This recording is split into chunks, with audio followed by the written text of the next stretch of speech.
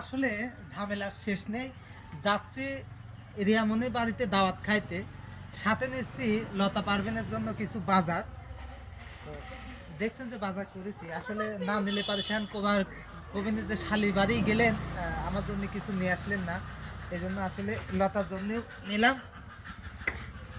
সবাই আমাদের সঙ্গে থাকবেন। আসলে দিনের বেলা যাই করি রাতে দেবো নাচ আর গান লতার বাড়ি, রিয়ার বাড়ি।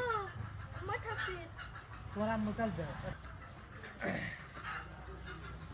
আসলে আমাদের সঙ্গে থাকবেন, যাইতে অনেক সময় লাগবে, যাই নির্ধার করতে করতে। আর তারপর আজকে রোদের ঝিলকম, প্রচণ্ড বাতাস।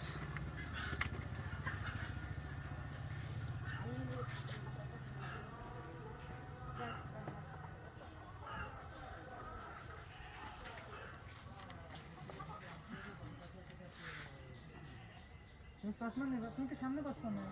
না কিছু না আপনি নেই। তাহলে আমি করলে বলবো সামনে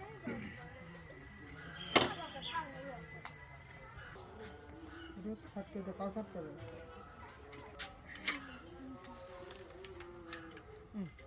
তুমি দুধ কারণ